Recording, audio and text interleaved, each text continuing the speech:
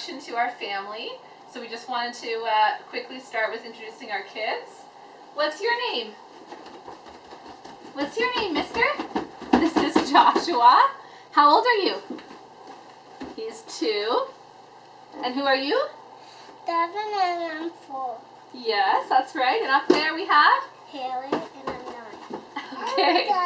You want to drive? Okay, drive the boat. So what did we buy, guys? A boat! A boat? Yeah, we bought a boat. Okay, you guys can go play, and Daddy and Mommy are going to do some more talking, and we'll interview you guys another time. Thank you. Thank you. See you later. See you later. Hi everyone, welcome back. Today is a new day for us. We're taking a look at our sort of family and our history and a little bit of our background for you. So just jumping in, I had a great city life growing up, a lot of friends in my neighborhood, a really great neighborhood, friendly people, amazing community, and our family were big into cottaging, so we rent a cottage every summer and spend quite a bit of time out on the water sailing in our CL16, which was my sort of first experience sailing when I was very little. They just kind of stuffed me in there and we'd fly along, and I'd panic a little bit every now and then and try to hide, but it was a great boat, super stable. Anyway, and eventually as we got a bit older, my parents bought us a little 10-foot dinghy, which was basically a bathtub with a what do you call it, a broom handle for a mast and a couple of paper towels basically as your sails. Anyway, but fantastic boat. And that got us out on the water on our own, very, very young as well, which was a great experience. So, I mean, I don't know when I started sailing by myself, but it was very young, and my sisters as well, and we just loved that experience in our life of being out on the water in the summers. So it kind of got drilled into me from a pretty young age. And then you switched to bigger boats. I did. So yeah, later on, in my teens, I got drafted into tall ships. No, I wasn't drafted. I chose to go investigate some tall ship sailing opportunities. So I spent a couple of summers doing that and went all over the Great Lakes and St. Lawrence and out in the Atlantic Ocean on a brigantine, which was an amazing experience again, like just getting out there when you can't see land. And one of the big turning points for me was a cloudless sky with no moon at night and just a blanket of stars that you could basically read by. It was just a real moment where I changed my mindset and attitude into a lot more of a feeling of being a sailor as an identity instead of as a concept.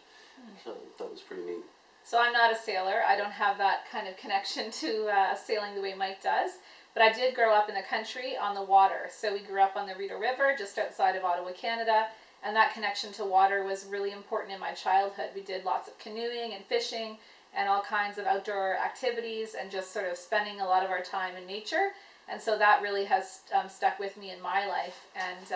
And not so much boats, although we did do things like whale watching and stuff as kids. And you spent a lot of time on the water on snowmobiles. Not on the Rideau River, by the way. The whale watching. The whale watching was not on the Rideau River. Was on the East Coast. But yeah, I just have a strong connection to water, and that has stayed with me. So Mike has always talked about sailing, about his experiences sailing ever since I've known him. And we met in high school. And I wouldn't say that we were high school sweethearts. No. If anything, maybe I could say that Mike was my high school sweetheart. Yeah, so I got chased for a year or two and had zero interest whatsoever, unfortunately. It was kind of a high school joke. I was kind of chasing after Mike. It was a bit of a joke, but I had zero interest in anybody, so it wasn't just exclusive. Yeah, it wasn't me, but okay. So when I went off to university, because I was a year ahead of Mike, he ended up finally being open to dating, and it was actually on a tall ship that he learned the news that I was still interested. Mm-hmm. A mutual friend of ours sort of spilled the beans on Christina's thoughts about it. Not that it should have been that surprising. No, but I guess it was sort of a setup. Anyway, so I thought about it and figured, hey, all this effort has been gone into over the past long time. Maybe I should... Perseverance! Yeah, maybe I should give this a shot. So I guess I decided that I should. So anyway, it was worth it, right? It was more than worth it. Okay, yes. Just to be clear. So we were pretty young then. I mean, I was 19, Mike was 18 yeah. And we started dating.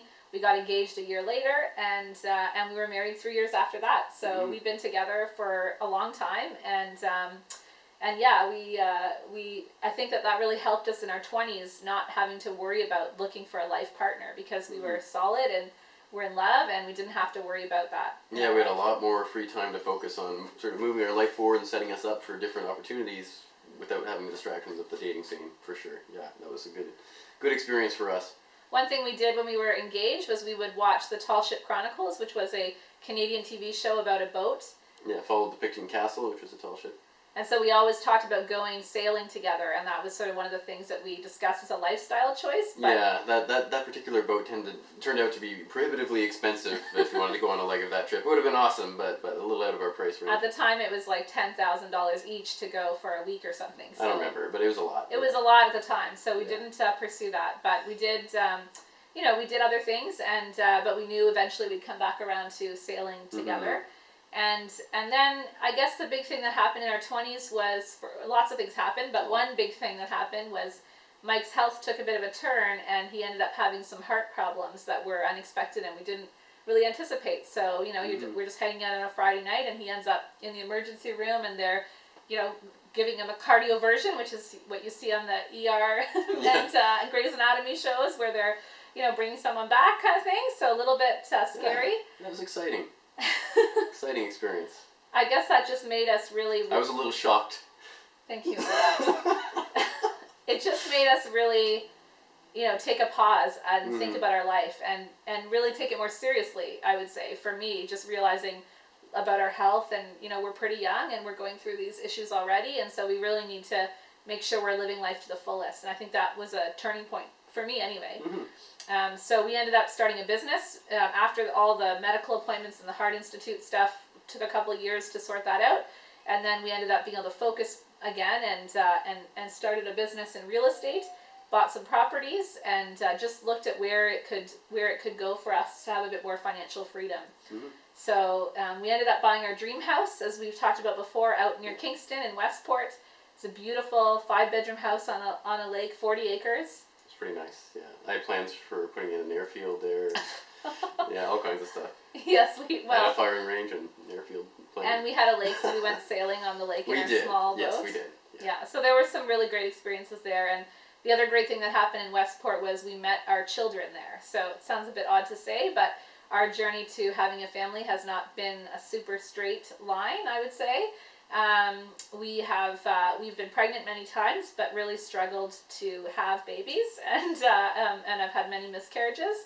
And so we ended up pursuing foster to adopt, partly because we had this 5-bedroom house that we weren't filling up. So we thought we could offer a home to other kids through foster care. So we did actually meet our first daughter, who is not our adopted daughter, but who is our foster daughter that you've seen, Haley. We met her when she was 3 years old at our house in Westport and took care of her.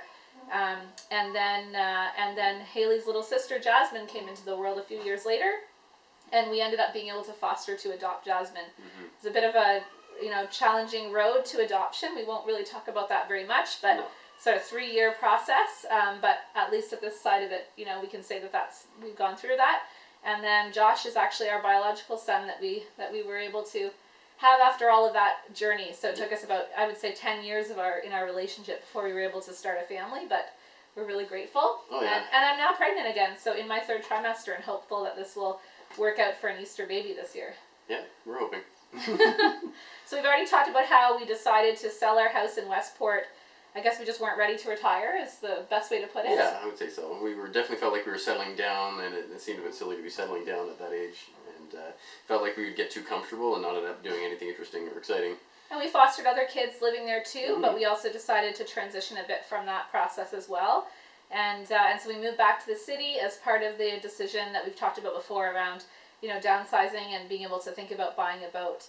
And so I guess the only other thing to say would be that for us, we've always known that we were going to have sailing be a part of our life. And I would say it's not for us about escaping anything. It's not about escaping the rat race. We've been entrepreneurs now for about 10 years. So we have already a very flexible lifestyle, and that's just a part of who we are. But it's about, I guess for me, it's about just not putting things off all the time. So I didn't want Mike's dream, which started as just his dream, of sailing to happen, when we're 50 or 60, because I wasn't sure, I wasn't sure whether that would happen or not. So I wanted to make sure we were living our life the way we wanted to live it now and designing our life around that. Yeah, no, I agree with that. I didn't want to feel old when I was sailing. I wanted to feel, like You like already it's- feel old. Well, I do a little bit old, a little bit old. But I wanted to experience that when I have reasonable fitness and when the kids can really enjoy it and make it a part of their foundation for their life, which I think is important. Yeah, we wanted it to be a family experience, and that was one of the choices we wanted to include. So. Exactly. Yeah, so for us, we're not fed up and frustrated. We're just we're happy with our life. We just feel like we're missing something in our life, which is that sailing part of our life that we always knew we wanted to pursue. We just like to do stuff that's dramatically different every few years, just for fun and change of pace and to learn as well, right? It's also about learning and experiencing stuff. That's the only way you kind of grow. Yeah, and we didn't want to kind of get stuck feeling too settled in one place. We wanted to move around. Like, we looked at buying a cottage. That was one of the things we were thinking about, and we were like, no, we don't want to buy land in a cottage. Cottages are too stationary. Yeah, we want to be able to move around. We want to be on the journey. We want to travel, and that's really the choice we wanted to make. Yeah. So that's it. We're excited to share this journey, and we're excited to get started. And as soon as I am off bed rest and have this baby, we're gonna get on that boat and start Well, sailing. we're gonna get on the boat together. Yeah, together. Mike is already going on the boat and is taking a few legs of the journey over the winter this year, but unfortunately, We'll see I can't all join about him. that. Yeah. Thank you. Bye.